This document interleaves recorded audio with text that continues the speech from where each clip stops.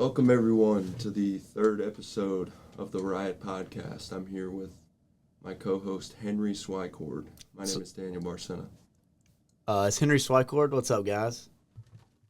Today we are here with Coach Jeff Jefferson. Coach Jeff is a Liberty University graduate, a former UNC Pembroke assistant baseball coach and recruiting coordinator. Coach Jeff, tell the listeners a little bit about yourself. Thanks for having me, first off. I have been at Francis Marion for 2 years.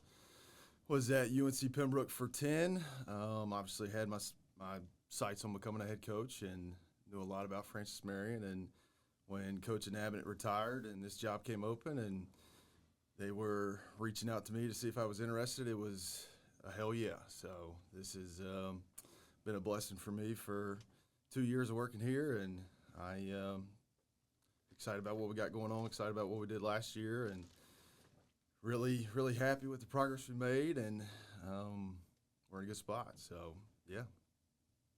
Awesome. Yeah. Well, we're happy to have you. Yeah, we love that mindset. We love the hell yeah mindset. We need that more in baseball. Yeah, that's one thing that I try to do with our team and myself, and just be real. I mean, that's the best way to go about life, and I think there's a lot of people that need that in today's world. So I try to be down to earth and operate in that manner every single day. Same person every day. But I agree. I don't like fake people. No. Got to be straight up. Don't like them.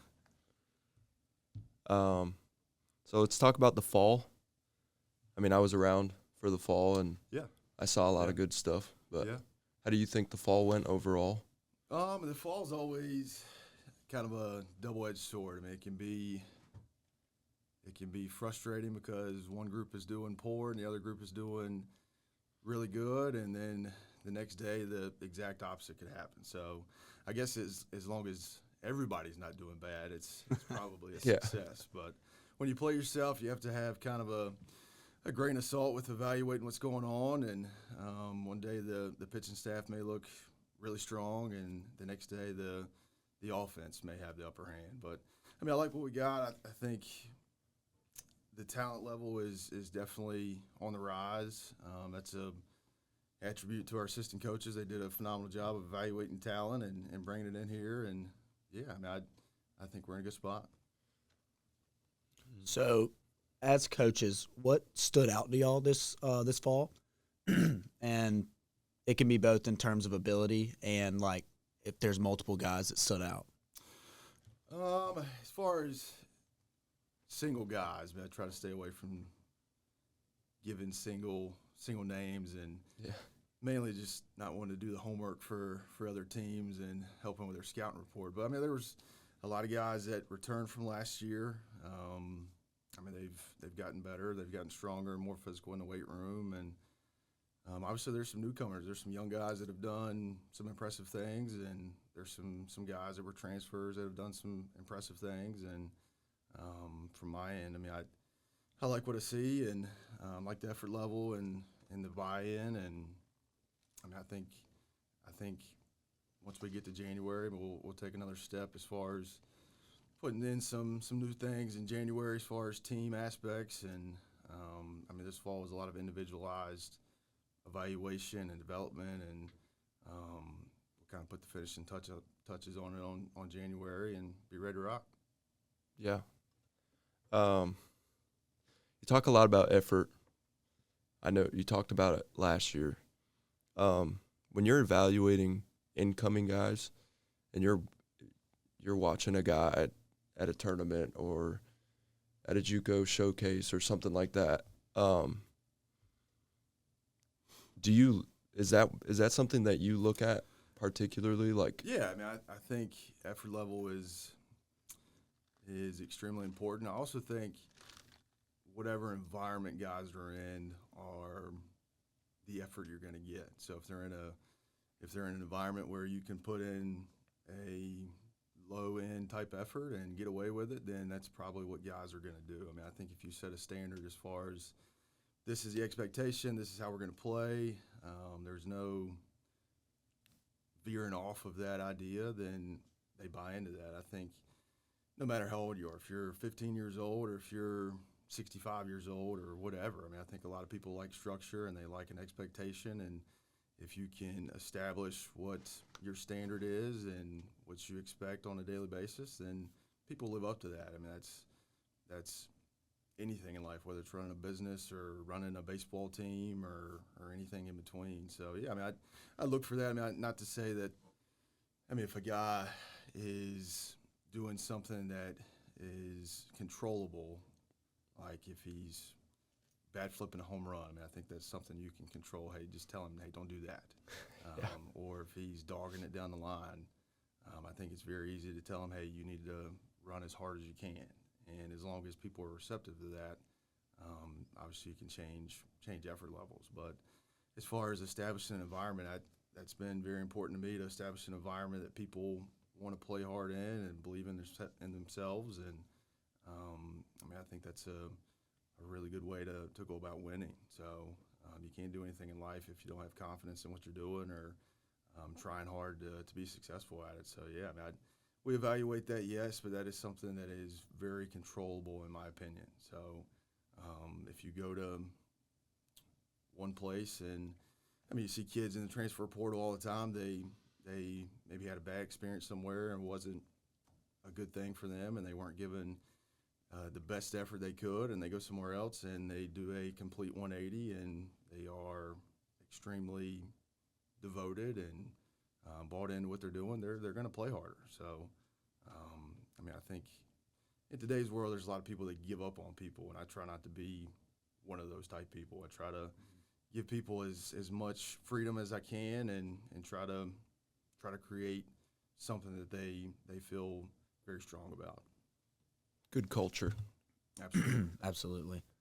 Kind of piggybacking off of what Daniel said, when you're at a showcase, when you're watching a high schooler play ball, is just let them know, like, if there are any high schoolers listening, like, what is like a big turnoff for a coach? Attitude towards your teammates, how you carry yourself, as far as just what do you look like. I mean, I think you're a walking billboard for telling everybody about what you're about. If you're sloppy and you're not in good shape, then obviously you're probably telling everybody you're lazy. There's definitely some outliers of that, but that's the first thing you look at. And then, I mean, the second thing is you're looking at tools. I mean, what kind of arm strength does the guy have? Does he have foot speed? Does he have bat-to-ball skills? Is he playing with some confidence? Is he scared of the ball? I mean, that's a big one for me. I mean, I always joke at practice. We talk about taking a hit by pitch. I mean, the ball weighs 5 ounces. No matter if you throw it 60 miles an hour or 100 miles an hour, it still weighs 5 ounces. So I evaluate that as if a guy gets hit by a pitch, does he act like it's not a big deal, or does he fall down like he just got shot in the back with a 12 gauge? So that is something I take note of. And then as far as pitchers go, I mean, evaluating pitchers, a lot of the same characteristics as far as demeanor and confidence, and then just seeing what they're all about. I mean, when something bad happens, do they have the wherewithal to overcome it, or are they screaming and yelling at the shortstop because he made an error, or all that stuff? I mean, I pay attention to that just as much as anything with a guy throws 92 or a guy has 6'3" type 60-yard dash foot speed.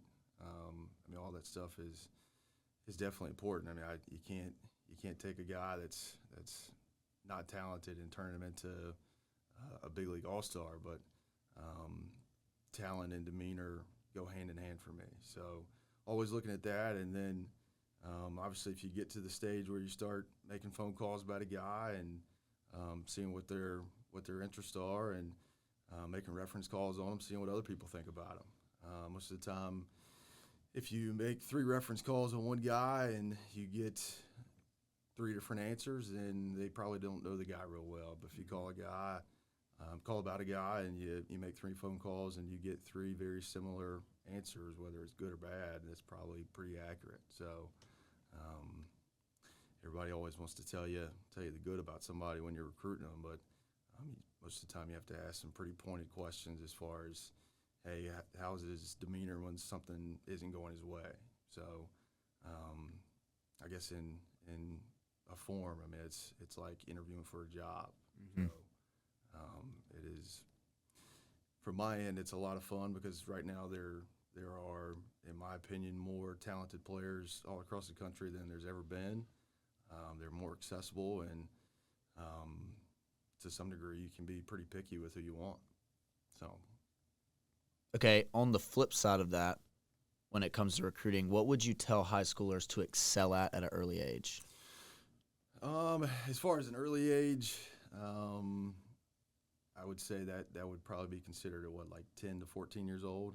Yeah, just like I guess when they're just like growing into their body, just what to start doing to get on the right track for high school baseball and just getting recruited at the next level. I would say play as many sports as you can and get out of the house and get off of the PlayStation or the Xbox or the computer or whatever. So, I mean, that is a key component, in my opinion, at that age, to building athleticism and just figuring out how to compete in different things. And I really like guys that play high school football. Guys that played high school football.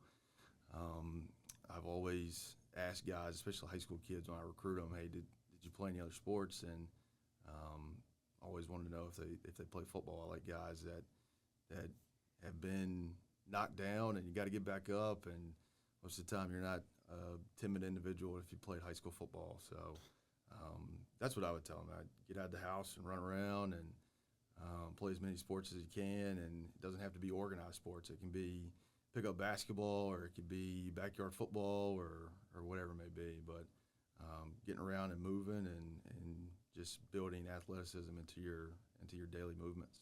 I find that very interesting because you hear a lot of baseball coaches say that they, like you said, want high school football players, and they think that builds a lot of athleticism, and like specifically quarterbacks. Yeah.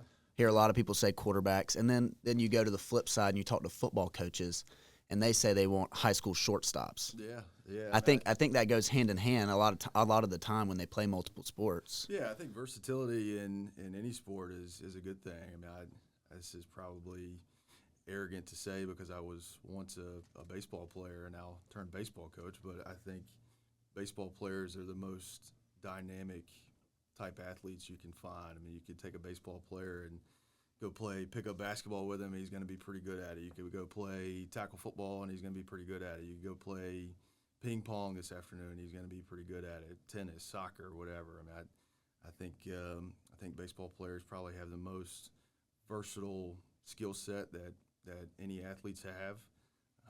Not saying that there's not good athletes in every sport, but I think you would have more success taking a baseball player to go pick up basketball than you would taking a basketball player to go try to figure out how to hit a 90-mile-an-hour fastball. So, yeah, I mean, I think baseball players are always really good athletes, and the guys that play multiple sports, I mean, they figure out different dynamic movements as far as trying to break a tackle in football or trying to get around a guy to score a layup in basketball or whatever it may be. So I think it goes hand in hand in pretty much any sport. I agree. Yeah. Anytime I think of like the word athlete, how you're saying that they can bounce from sport to sport, all I can think about is Mookie Betts. Yeah, man. From right field to leading the nation in outs above average at shortstop, being a scratch golfer, being a world-class bowler. I mean, he's insane. Yeah, I saw him on social media yesterday. I don't know what he's playing in, but he's playing in some golf tournament, and you watch his golf swing, and you're like, yeah, if that guy wanted to be a PGA golfer, he could probably take a year and devote some time and probably figure it out. So, Yeah. And that's a good example, yeah. Yeah. Is recruiting any different here compared to when you were at Pembroke? I don't know that it's different. I mean, we're looking for the same players that we're going to be able to get. I mean, it doesn't matter where I'm working. We're going to try and get the best players that we can absolutely find anywhere in the country. I mean, as far as there's some different aspects of price of school and just aspects like that with each university you go to. I mean, I think at the end of the day, as far as recruiting goes, you're looking for guys that you want to be around and guys that are talented and guys that you think fit with what you're looking for as far as needs and upgrades and all of that for your roster. So,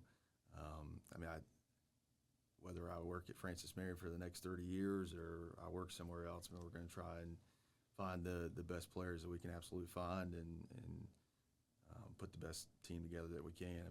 It covers up bad coaching on my end. So I say it all the time, you can't be a good coach with bad players. So I try not to screw it up. Yeah. Not trying to ruffle any feathers, and you can plead the fifth here, but is it easier? Is it an easier draw to get people at Francis Marion than it was to Pembroke? In some regards, yes. In some regards, no. Obviously, Pembroke was a place that I spent a lot of time at, and got a lot of affinity for that place, and we had a lot of success there. And obviously, I've been here for a shorter period than I was at Pembroke, but the thing for us here with the resources we have and the facility that we have with recruiting, if we get guys on a visit, it is very likely that they're going to commit, and that is very useful and very helpful as far as trying to put together your team. There's some places in the country where you're recruiting and a guy asks to come on a visit, and you're like, no, you don't need to come on a visit. Don't come over here. So I'm busy. So that's not been the case here.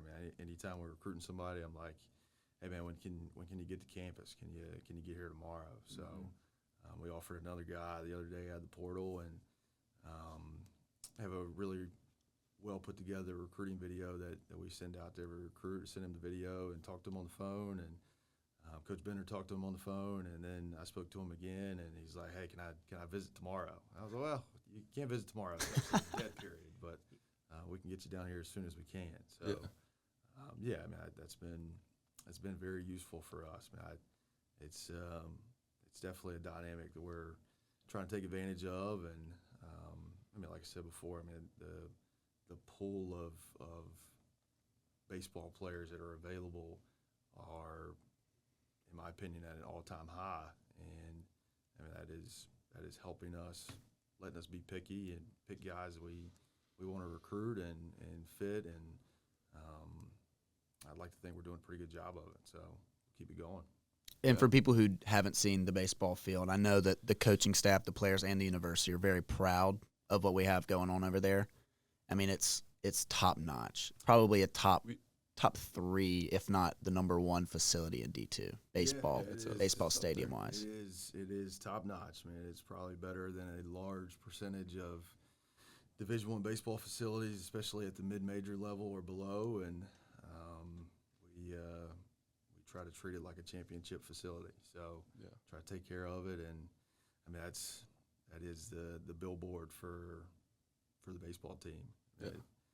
People go to Myrtle Beach a lot, whether they're from up north or coming from the Midwest or whatever, and we're on the way to Myrtle Beach, and they stop by and they check it out. I'm here every day in the summer, and it's not strange to see 5 to 6 families walking around per week just looking around. So we take a lot of pride in what it looks like, and I think that shows the level of care and the level of interest and investment, and it starts with that. If you want to be serious about winning and running a really quality program, then you got to present that. So we try to do that every single day. We'll probably potentially have the recruiting video playing over this, so you guys can. I'm assuming it shows the field. Yeah. Is it the drone flyover? Yeah, that's one version of it. We have 2 versions of it. We have the version of basically just the complex across the field, and just going in different aerial views from the drone showing you everything, and then we have a version that takes you throughout campus and shows you pretty much everything, different places to eat, where you live and where we lift, and athletic training room, and everything as far as the academic side goes, and all that. So whichever version you guys want, we can hook you up with that. Yeah, we'll definitely have it playing over this so people watching can see what he's talking about, see what gets guys to come here and want to play. Right. Yeah. And a recently renovated weight room and training room. Yeah, That's a big deal. Top notch, and it's very spacious as far as the weight room goes. You can get the entire team in there, which is something that's important to me. I mean, we've done a really good job in the weight room, and that is just as important as anything else, maybe even more important. So we take full advantage of that, and then in the training room, guys are getting whatever they need in there, and it's not like a mini closet or anything. I mean, they got plenty of room to get worked on and try to make themselves as upbeat as they can as far as their health goes. And I mean, it's Morgan Krug works with our team as far as the athletic training side goes, does a phenomenal job. And Shout Dion out. Edwards. Big shout out to Morgan. Momo. Big shout out to Morgan.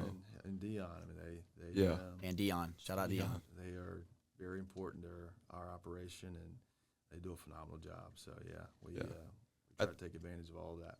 I think the weight room part goes into that effort and kind of culture thing that you're talking about. Because, I mean, when we're in there, I mean, it's kind of electric some days when you know guys are maxing out on bench and everyone's screaming at them, and we're squatting and deadlifting. And that was going on yesterday. So we I think that really builds that kind of. There's some testosterone flowing in there. Yeah. So that's always fun, and we got a loose ship going on in there. So we have some fun.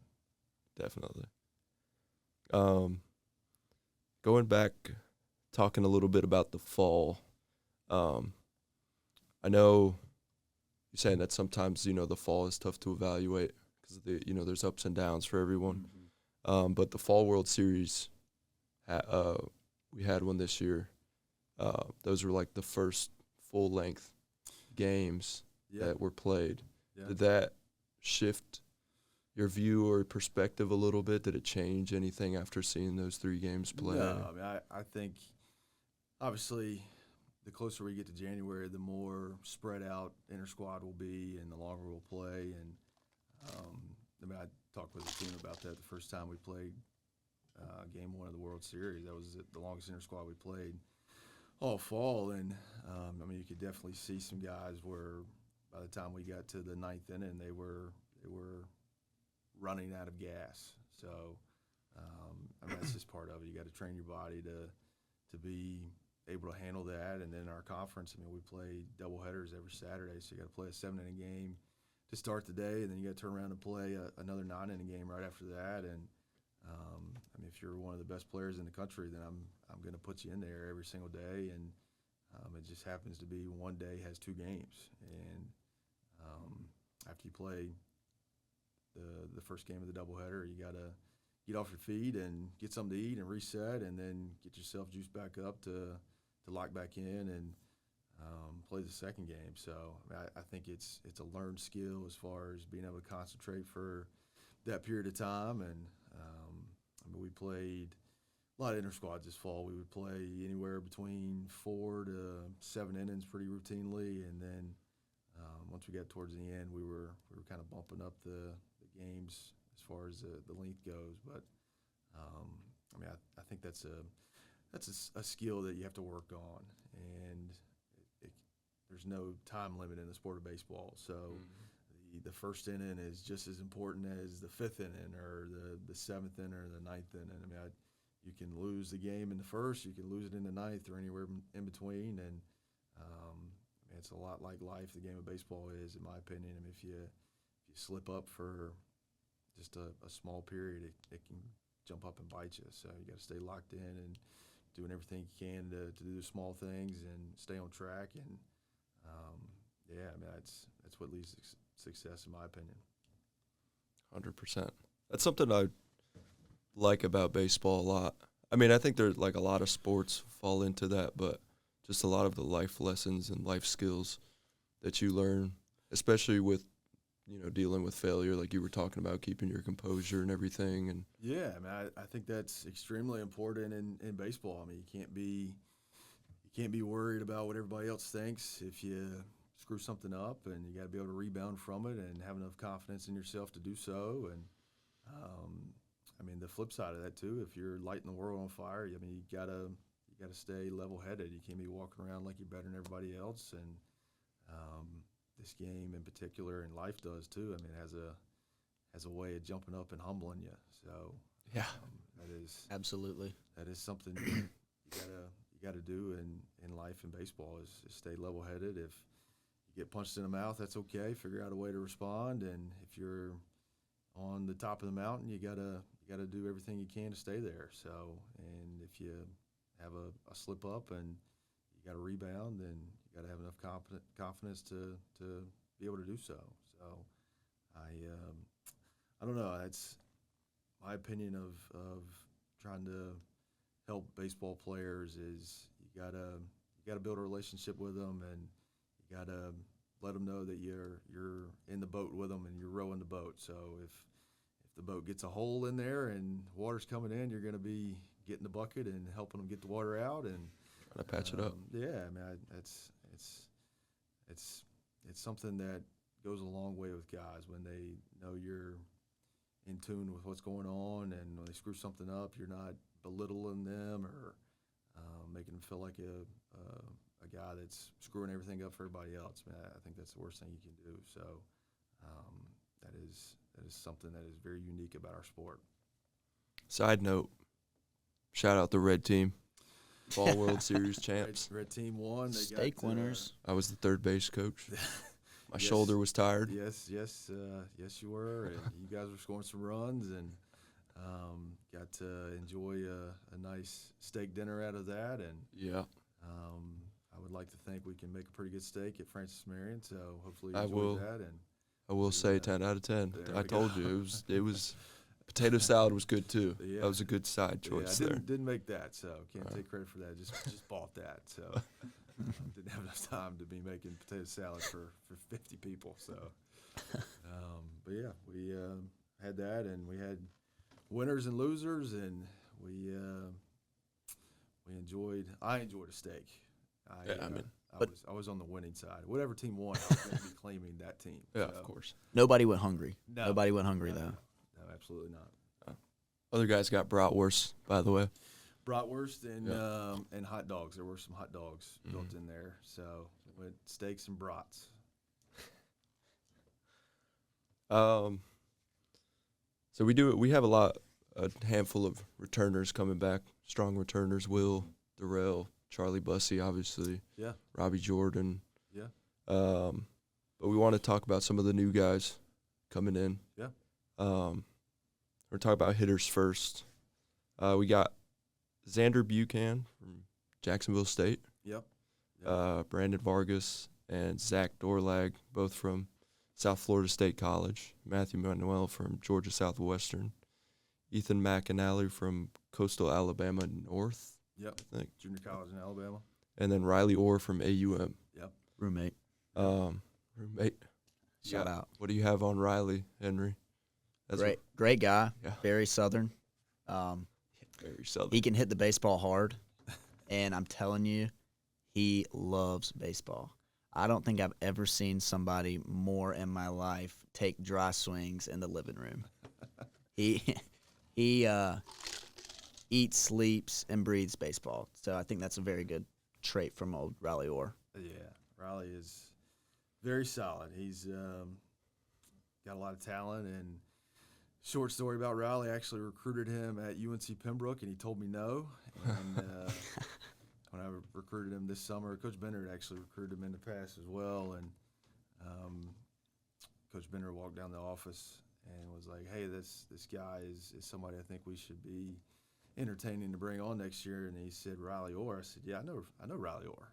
You don't have to send me Riley Orr's number." So I already got it. And obviously, second time around, he got the answer right. So we're glad to have Riley a part of what we're going to do. And he's versatile in what he can do. And junior college, he was a catcher, and He's played some first base, and he'll play some outfield as well. He's not going to catch for us.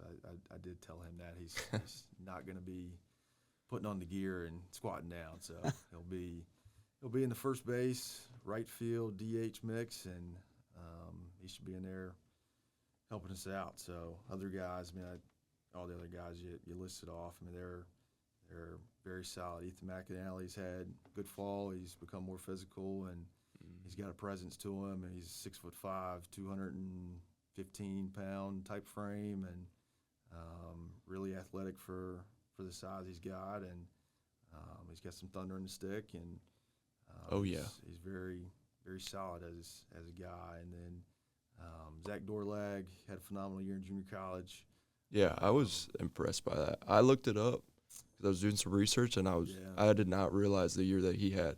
Yeah, he did extremely well for South Florida State, and Brandon Vargas did as well. And both those guys, I can't remember all the accolades they had, but I know they were all conference selections down in Florida, and Florida Junior College is, in my opinion, it's if it's not the best, it's definitely at the top, top two. So if you can perform down there against that competition, you are a pretty good player. So really excited about those guys as well. So who else did you say? Xander Buchanan and Matthew Manuel. Yeah, Xander. Xander's had kind of a track for himself. I mean, he's been a couple different places and knew about him. And obviously we spoke to him this summer, and he was playing in the CPL and had played with Robbie Jordan previously. And there was a couple people that I was connected to that knew Xander and reached out to him, and he was an immediate fit. And he's been really dynamic defensively, and he's a switch hitter, and he's done well for himself as far as the fall goes offensively. I mean, especially towards the back third of the fall, I don't remember him getting out very, very routinely. I mean, he was on base and taking his walks, hit by pitches, and getting his hits, and he's done well. So Matthew Manuel, another guy that Coach Bender had previously recruited at another institution, and he's been a good fit as well. I mean, he's got some serious hitting ability. He's pretty simple as far as what he does, and he should fit in really well with how we play and the style. And we play really aggressive, and he fits that. 100%. Moving into the impact transfer pitching. Mm-hmm. There we go. Looking at this lineup, I mean, we got some dudes, and we saw them be dudes this fall. Yeah. You got Aiden Palmer, Zeph Arnold, Roman Edwards, Mason Huffstickler, and Cole Gursky. Yeah, I mean, I would knock on wood, as long as we stay healthy, I feel pretty good about what we got as far as starting pitching and middle relief and at the back end. I mean, that was a big goal for us, is to bolster the depth on the pitching staff. And we were really good at the top end of the pitching staff last year, and that was something we needed to do is address some depth. And I think we've done so. I mean, Aiden is a Florence native, and actually recruited him. He was probably the second or third guy I ever called when I started working here at Francis Marion, and he made a decision to go somewhere else, and he's come back, and he's fit in very well. He's done well for himself, and he's shown some really, really impressive metrics as far as stuff goes. So we're excited about him. And then going down the list here, Zeph Arnold. Last year, pitched against us when he was at Florence Darlington Tech, and showed some really, really impressive stuff in the fall. And we got to see it firsthand when he pitched against us in January in one of those exhibition games we played before the start of the spring. And I don't know if he threw a fastball under 94 that day. And had a big league slider going on. So he is making a really good trend in the right direction as far as helping us out and getting to a spot to where he's really confident in himself, and excited to see what he's got. So Cole Cozzolino had a unfortunate injury at the end of the spring last year, and once he's healthy, he should be a key contributor for us. I mean, he's working his way back from Tommy John, and I mean, I think he was really worried when he hurt his elbow last spring, and I think he was worried we were gonna pull the plug on him or something like that, and we don't roll like that here. Yeah, you hear that happening a lot. I feel like we're gonna be loyal to guys. So I made that very apparent to Cole when that happened, and he's fit in really good. I'm excited to see him. He should be ready to rock probably at the end of March, somewhere in that time frame. And then Roman Edwards is a guy that we saw in the Conference Carolinas last year, and he had some really good starts against some really good teams, and did well for himself. And he was looking for a change, and we were there to see if he wanted to be a Patriot, and he's fit in really well and shown some ability to maybe be able to start, maybe be able to close a game, or definitely somewhere in between. But he's a guy we're going to have to figure out a role that it fits the rest of the staff and him the best, and kind of go from there. Mason Huffstickler is another guy that we saw last year, and pitched against us when he was at Tusculum, and had a good summer, a real good summer in the CPL for dominated Forest City. Yeah, I don't know how many saves he had, but I know he had a very minuscule ERA and threw a lot, and he did well. So we're excited about him. And then Cole Gursky will be here in January. He is not currently with us right now. He's got a timeline issue with how long he's been in school and his eligibility as far as lining up perfectly. He's got 2 years left to play, but he only has 3 semesters of full-time enrollment left. So it's kind of that was a new one for me, that we had to do some research of how to make that work. So he could have been here in the fall and only had 1 year of eligibility left, or he could have took the fall off and been able to play 2 years. So we wanted to go that second route and be able to use him and have him in the program for 2 years. But all those guys are uber talented. I mean, there's some guys that are younger as well that didn't speak about. I mean, on the position side, Logan Davis has had a really, really solid fall as a 18-year-old freshman, and I mean, he's going to be a guy that we really lean on for early in his career all the way through when he graduates. I mean, he's going to play a lot. So would you say he's because the first day I saw him, I immediately said Owen Taylor Jr. Yeah, that's an Owen Taylor clone. He's got some of that swag to him. Yeah. He is very good defensively. He's a really good runner. He is getting stronger. He's got no option but to get stronger because he works out with me. So he benched 225 for the first time last night. He was fired up about that. Let's go. So, on the pitching side of stuff, I mean, Garrett Long is a freshman that has shown some high-level stuff and some really, really solid actions as far as being able to handle adversity when he's out there, and he's got some pretty good hitters out pretty routinely. That changeup this fall, yeah. That changeup is amazing. Yeah, we'll say that later. We'll let everybody figure out the hard way what he's got. So. Yeah, what changeup? Oh yeah. Yeah, what changeup? Sorry, it's a knuckleball. Not sure if he even has a changeup. Sorry. On a side note, all of these impact pitchers and freshmen, you see a lot of coaches looking for velo and then trying to teach command or vice versa, or teach velo.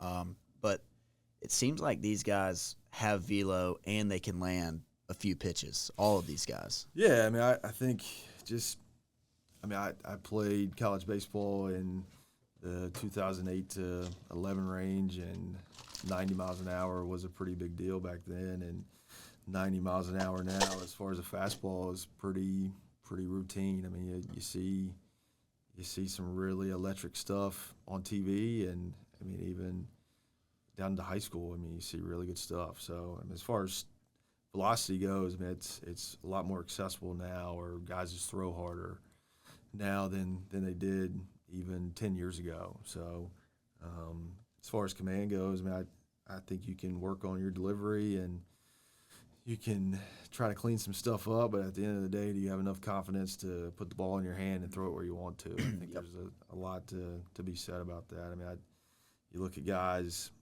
in the big leagues. I mean, they throw 100 miles an hour and they are putting it where they want to. And I mean, there's all kinds of body frames that are doing that. You got body frames that are 5'10" or shorter and really, really skinny, and you got guys that are 6'8" and weigh close to 300 pounds, and they're doing the same thing. So there's a lot of different recipes for being a successful pitcher and being able to throw hard and throw it where you want to. So if I'm telling you the perfect recruit, I'm looking for the guy that throws really, really hard and he can throw it where he wants to all the time. So if he can do that, he makes pretty easy work and makes me look like I know what I'm doing. When you say guys at all frames throwing hard now, it just makes me think of a guy who was here my freshman year. His name is Adam Creswell. He's about 5'7", and he threw 92. Yeah. I just find that incredibly impressive. Yeah, I mean there's no rhyme or reason for why stuff happens as far as, hey, this guy can do this, but this guy can't. I mean, I don't know. I think there's a lot to be said about guys that whether they're 6'4" or 5'7".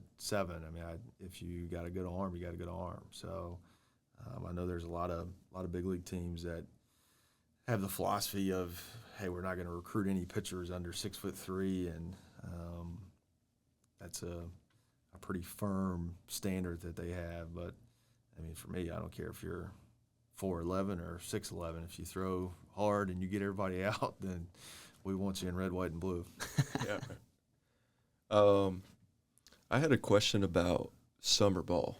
Yeah. Because you'll see some guys, like, they might, like, their school season would be like, all right, and then they go to summer ball and they're just like, statistically, I guess, like, numbers-wise, because numbers is numbers. Some guys, like, their numbers might not look great, but they still pitched well overall. But what do you think the difference is, and how much do you value, like, success in summer ball? I value success all the time, no matter if it's in the spring or summer or fall or whatever. I mean, I think some guys, depending on the timeline they're in with their career, I mean, most of the time you see what you're talking about with freshmen. They maybe scuffle a little bit in the spring at school, and they go out for the summer, and maybe they're more relaxed, or maybe they're just kind of coming into their own, and they make a jump as far as production goes. I mean, I think there's a lot to be said about that. Once you can tell guys as much as you want, but they gotta feel it for themselves that, hey, you gotta relax and be able to live up to your ability level. And it takes some guys a little longer, and maybe they got to go away to figure it out for themselves, or whatever it may be. But you see that a lot with young guys. They are, whatever may happen in the spring early in their career, and then the next summer they go out and stuff hasn't gotten any better. They are the same pitcher, and they're getting a way better result just because they're maybe more relaxed or just kind of coming into their own. I was about to say the same thing. I've seen a lot of players struggle playing for a school, and then over the summer it just becomes like a more relaxed, fun. Like you're not playing necessarily under somebody that's stressing you out. And I've seen a lot of players like that. And then the next year, if they have a change of environment, I mean, they really can ramp things up. Yeah, I mean, that, and you add the school aspect into it too. I mean, in the fall and the spring, I mean, guys, you got to go to school. I mean, you got class from whatever it is in the morning to the afternoon, and you build in lifting and trying to manage your life and all of that on top of baseball. I mean, it takes a while for guys to get a grasp on that. And then in the summer, when you could play in the summer, it's, hey, I can sleep till 2 o'clock in the afternoon. Wake up for my 6 p.m. game. Yeah, I can roll out of bed, get the sleep out of my eye, go lift, and go to the ballpark and stay up till 4 in the morning playing Call of Duty, and do it all again tomorrow. Yeah. So It is a pretty relaxed life in the summer. I'm not going to lie. It is the best time of your life when you're that age. I tell guys, if you can go play summer ball, to do it. I played I think summer, it's worth it. Yeah, I did it every summer. I was in college. I played in the Valley and the Coastal Plains League, and it was a really good time. You get to meet people from all across the country, and you get to kind of find yourself as far as personality and what you like and what you don't like, and it's a good time. That's honestly, I think that's one of my favorite parts. It's like the people. Yeah. Because there's guys that, like my freshman summer that I still talk to. Yeah. That I played summer ball with. They follow you and you follow them, and they trade gear with you. You trade gear with them, and it's a cool time. I mean, I thoroughly enjoyed my college experience playing at Liberty, and thoroughly enjoyed playing in the Valley League and Coastal Plains League, and I don't know. I wish I could go back and do it again. Yeah. So we're gonna get into talking about the spring here now. Yeah. We highlighted some key matchups for the spring. Mm-hmm. I mean, Yeah. obviously, every game matters. Yeah, I absolutely. mean, the goal is always 50-0 till it's not. Like you're trying to win every single game you play. Yeah. But for midweeks, I threw Wingate in there. Just historically, they've been a solid team that makes regionals. Yeah, they won a national championship. Yeah, a couple 3 or 4 years ago. not Three that years long ago? Yeah. But Lander, we split with them last year. Yeah. They made it to a regional. Catawba, we didn't play them last year, but they're on the schedule this year. Yeah. They swept their regional Yeah. to go to the Yeah. Supers. And then for conference series, I highlighted NGU and Young Harris because Yeah. those were kind of the top dogs Yeah. that we play. I don't personally think that your mindset changes, but what kind of prep goes into you? Do those Like mean your- more? Yeah. No, I mean, for me, I think you got to get to the point to where, I mean, I told you guys obviously this when we're talking as a team, but I mean, I don't never necessarily look at a school and put a big red circle around anybody. I mean, they all count the same, and you get to play 50 of them, and there's never a day that I'm going to accept our team going out there saying, hey, today's okay if we lose. That is That's never okay. Yeah, I mean that's a bad way to look at it, and I think that starts with guys that are running teams. They're saying, hey, we got to win X amount of games, and if you say, hey, we got to win 35 games, then that sounds like to me you're saying it's okay to lose 15, and that is not okay with me. I mean, there's some really tremendous teams on our schedule, and that is something that we're looking forward to being able to take on. And I mean, just give you a rundown of my thought. I mean, I think everybody on our schedule, if we show up and we play very poor, then we're going to lose. And I mean, I think there's some teams that even if we play good, we're going to have some stuff go our way and stay fundamentally sound and do some special things to be able to beat. And I mean, that's the type of team we're trying to put together. So obviously, if you want to be able to beat teams of that caliber, I mean, you got to be okay with, hey, we got to do our best and we got to stay fundamentally sound. And when something doesn't go our way, then you got to be okay with trying to right the ship. And I mean, that's, in my opinion, that's how you get to the end of the year and get to the final stage of having a chance to do something special. I mean, you got to get past looking at people's records and, hey, they were really bad last year or really good or whatever. I can promise you, if anybody we play on our schedule this year, if we walk the house and every ground ball's hit, we let it go between our legs and we strike out a lot, then we're going to lose. So we know that. And on the other hand, I think if we play up to our ability level, there's nobody in the country that can beat us. So we're looking forward to it. I mean, I think By my calculation, we have 77 days until opening day. So we Let's go. 77 sleeps. 77. So opening day will be against Concord University, which is a place I started my career as a coach, and very familiar with that place, and they will be talented. So if we're not ready to rock and roll, then we'll get a dose of reality and start off that way. If we're in a good spot and play up to our ability level and play fundamentally sound, then we're probably gonna have a lot of fun. Going off of like what teams have done in the past, like how I was saying, like Wingate last year didn't have like their typical season. Yeah. But the thing is I feel like with the transfer portal and with the way that baseball, like college baseball is now, Francis Marion, for example, 18-30, 40-13, like huge turnaround. All it so takes like is I one feel class. like it doesn't matter what a team did; they can always just come out and surprise you. That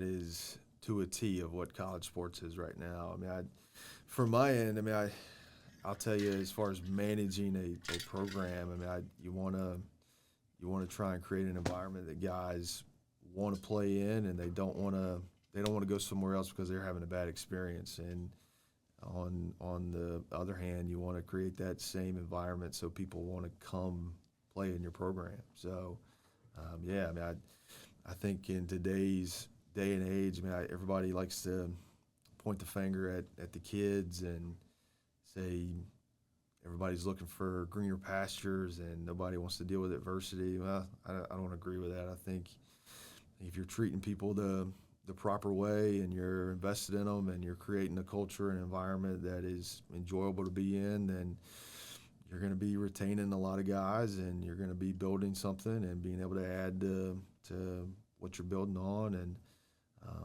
that's what we're trying to do here. I mean, there's a lot of guys, I mean, like yourself, I mean, we recruited you out of the portal, and you fit in really, really well here. So I will say the pasture is very green in Florence.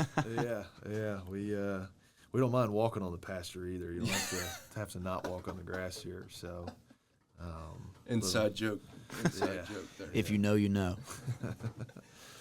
But yeah, I mean that was a big thing for me.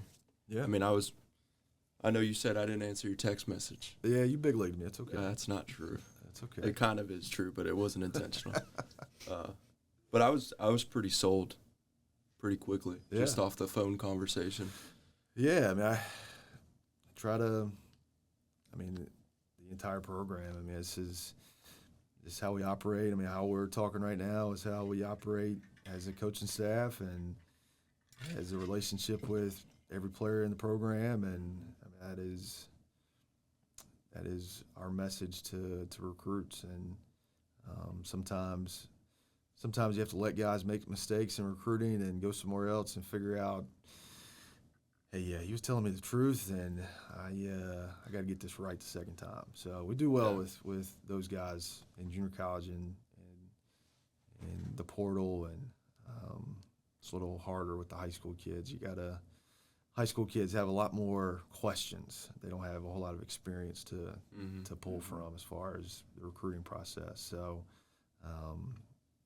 yeah, I mean, I think it's the best way to go about maintaining relationships and maintaining your program and being able to handle when something's not going good, or you're not getting the result you want. I think that's the best way to get out of that hole is obviously be devoted to your guys and have them bought into what you're doing, and only way you get them to buy in is to be good to them. So, speaking as a guy who's been here for 4 years, I remember when Coach Anabinant retired. Yeah, and I can't speak for everybody, but a lot of people were like, "Oh no, what's going to happen next?" Yeah.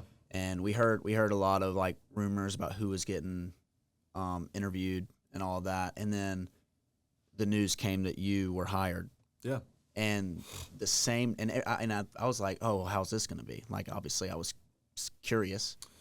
And the same night that you got hired, you made a phone call to every single player that was on the roster. And I Yeah. thought that was a huge thing. And immediately after our conversation, I was like, this guy wants to win. He's a serious and he's a baller. Yeah, I mean, I tried to make a phone call. Not everybody answered the phone, but I reached out to everybody. Not pointing any fingers, but yeah, I mean, I was eager to meet everybody, and I had the exact opposite idea of what Deion Sanders did at Colorado. I mean, he was trying to run everybody off, and he was bringing his luggage and telling everybody it was Louis. It was Louis, and I mean, I was doing the exact opposite. I was making phone calls to build a relationship with everybody in the program and try to retain every single person that we could that wanted to be here. And obviously, there were some individuals that had made a decision to go elsewhere before I got hired, and that was their prerogative. But everybody, it was a big deal for everybody to stay here that wanted to be here, and I made sure to make that available to everybody. Yeah. No transfers from Francis Marion. No. Is that right or is that wrong? I think one. When I got hired, Or This offseason. we had one individual enter the portal, and I mean that wasn't a bad ending. That was more of a trying to find a better fit for him to get on the field. Yeah.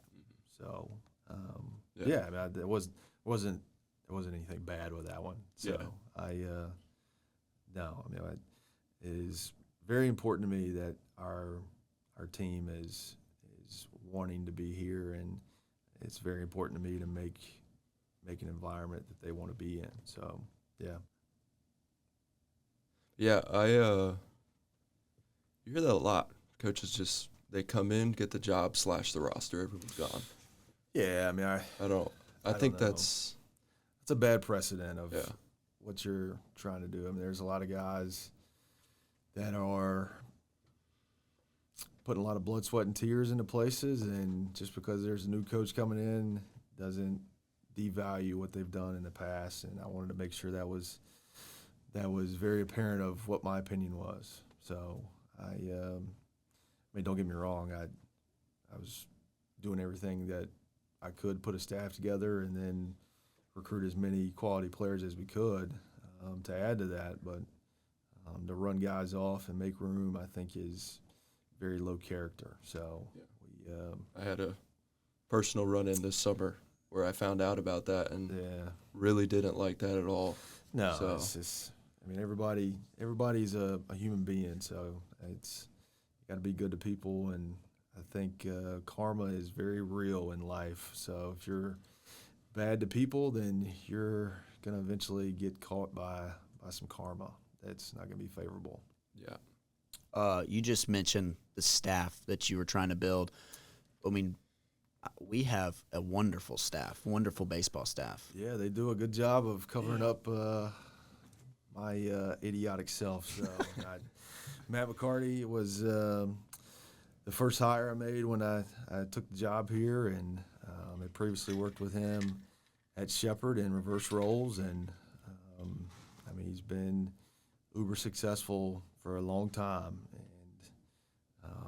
on top of that, he's my best friend in the entire world, and I was very appreciative of him wanting to come join us here. And then Tyler Bender was a slam dunk hire for me, and I was using a lot of common sense when I hired him, and had a list together. And I'd worked with the pitchers for the last couple of years at UNC Pembroke, and I did not want to work with the pitchers anymore.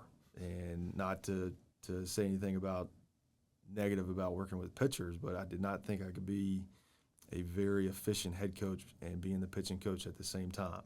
I think you have to have a little bit of separation with being able to make decisions and not having direct, I guess, experiences with guys on a daily basis of, hey, this guy's struggling with this or whatever.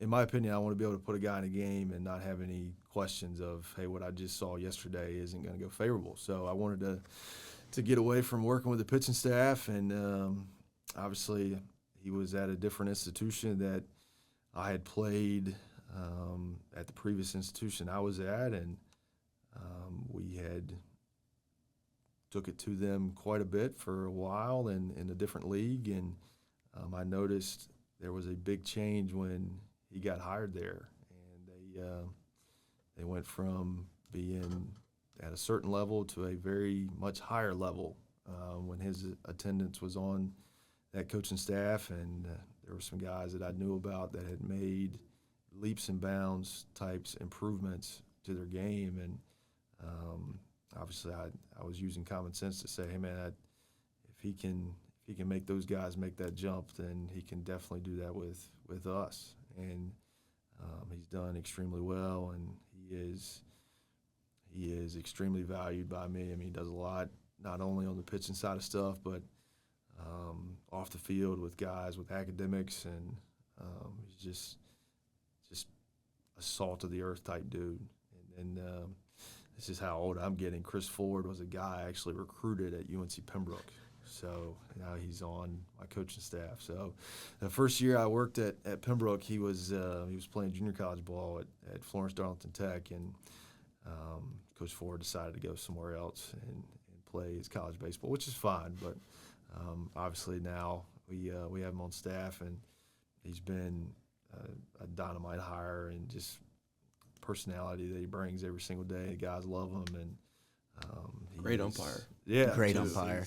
Yeah, he is really useful for me as far as when something happens in a game. He's like, hey, this is this, and this, and this is the umpire lingo, and I can't remember what level he got to. I think he's at Double A. Yeah, Double A. Yeah, he was doing really well for himself, and I think he got tired of the COVID restrictions when he was umpiring in the minor leagues, and he come home. So he's been a really good hire and does a really good job. And then Danny Leo we added this year, and Danny Leo, yeah, he means the world to me. Danny was. Quick story about Danny. Danny wasn't on the roster when I got the job. Like, his name wasn't on the roster, and wasn't really planning on him being a part of what we were. And obviously I knew who Danny was just playing against him, and I thought he graduated and ran out of eligibility. And I got a phone call, I don't know, like the third week I was working here, and it was Danny, and I answer the phone, and he goes, hey, Coach, this is Danny Leo. Can I be on the team? And just cut right to the chase. And I was like, okay. Yeah, let me think about this here for a day, and I'll call you back. And I called him back and kind of got my bearings of what he had to do academically to graduate and what he had left and make sure he was eligible, and called him back and told him, yeah, that meant the world to me for him to show that interest in what we had going on. And over the summer, he expressed some interest in wanting to get into coaching. So I obviously talked to him about it and told him my thoughts and asked him if he wanted to do it. Then we'd love to have him do it here and start his career here. And he's learning, and I think this is something he's going to be pretty good at. I mean, Danny's a very solid dude. I mean, he's a homie in my opinion. So he fits in really well, and guys love him, and he's growing as a coach. He's also a key piece out of the bullpen. Yes, he was. Yeah, he was dynamite last year. Yeah. We would put him in, and certain situations, it took us a little bit to figure out where he kind of fit the best, and we were starting him at the beginning of the year. And I mean, not that he was doing a bad job by no means, but we put him in the bullpen, and he was lights out. Yeah, at the bullpen. He was get the job done type guy. He was striking out some double-digit numbers on some very low pitch counts, and big pace of play guy. Yeah, Huge pace of play. He was. If he was a golfer, he was playing 18 holes in an hour. Yeah. So he was throwing 7 innings in relief at times, and it was taking him a very short period of time to get through it. Talking about Riley or Coach Ford and all them, it sounds like you don't miss twice. No, we haven't had a whole lot of guys the second time around. They tend to connect and say yes. So there's a couple of those that are floating around in college baseball right now that I'm interested to see what conversations we may have here in about 4 or 5 months. So That's good to hear. All right, Coach Jeff, we have a trivia question of the day Okay. with every guest that we have. Last year on the Francis Marion baseball team, who led the team in walks? who led the team in walks as far as walks or walks and hit by pitches combined? I don't know if based on Just based on walks. balls, just walks. Yeah. I will go with Austin Bunn. Bang. Okay. It was Austin Bunn. Also led the team in hit by pitches by a lot. Yeah. 27. By a lot. Yeah. That on base percentage compared to the batting average is good too, but Yeah. 481 on base percentage is Yeah. unworldly. He had a stretch where it was either home run, hit by a pitch, or walk. And Every that home was- run he hit was also electric. Yeah, It was he also hit some big 110 ones. miles per hour. Yeah, he didn't hit many home runs in 10-2 No. ball games. He hit a lot of home runs, and it was, hey, we're losing by one or tie game or up by one. I mean, he had some pretty meaningful home runs. Austin Bunn was built for the moment. Absolutely, he's very solid.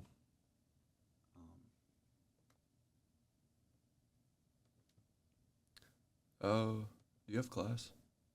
Yeah, in 10 minutes. I can be a little late if I need to be. Okay.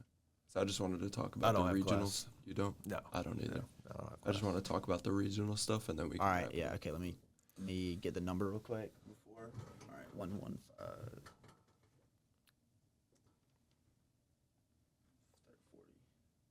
So, based off last year, really good year.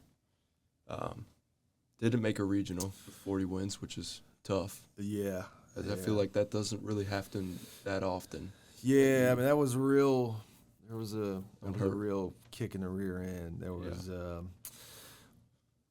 16 teams in the entire country when the NCAA tournament was selected that had 40 wins, and 15 of those 16 got to play in the NCAA tournament. So you can use your educated guess to figure out who the one that didn't get to play was. But I mean, I tell our group all the time, and I told you guys last year, the first time you do something, you got to be a touch better than everybody else because people aren't used to you being in the conversation. And obviously, I'm extremely grateful for the team we had last year and forever indebted to what they did for us. And I mean, anything we do in the future is going to be with them in memory of trying to honor them because they got us going. So I was very upset for a long time. I made a lot of phone calls on our behalf, and it got very, very political in some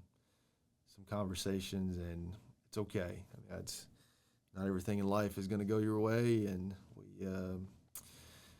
we will for sure remember that when we need to remember that. So. Yeah. So how do you? I mean, I'm assuming you think that sets you up pretty well for if you can replicate the season. Which I mean, from what I've seen, I feel like this is definitely a team that can do that. Yeah, I mean, So- I don't know that I'd like to use the word replicate, but I mean, I feel like that set us up for success in recruiting. It set us up for success as far as mindset goes. I mean, you gotta prove to yourself that you can do something. And there was a lot of guys on our team last year that needed to prove that to themselves, and we were kind of like a staircase. We were at the bottom of the staircase for a while with just fighting to get through, and kind of got to a platform where we were like, okay, we can do this. And then there was another hurdle we had to get over to make sure we could do it against pretty much anybody. And yeah, I mean, I think this year's group is in a really good spot.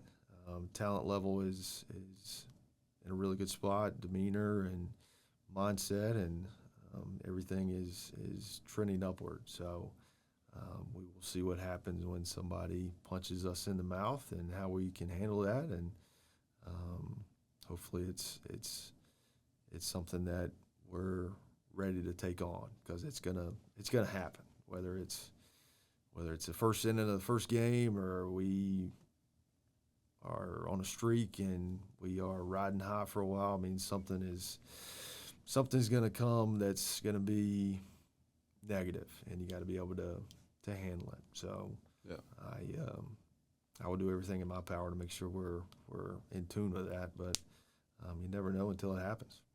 that is true, especially with baseball. Yeah, there's no handouts. yeah, in baseball, absolutely. So, but that's all we got for you. Cool. Yeah. Thanks for stopping Yeah, by. this is a cool setup. You guys are doing your thing, and you guys are really in tune with this technology. I mean, this is I don't know any of this stuff of what you got, but it looks very important. So it looks important and expensive, and you guys are doing a cool thing. So Yeah. I appreciate you having me on. Yeah. Absolutely. We appreciate you coming on. Yeah. And once again, a huge thank you to Coach Jeff Jefferson, and good luck on your season this year. We appreciate it.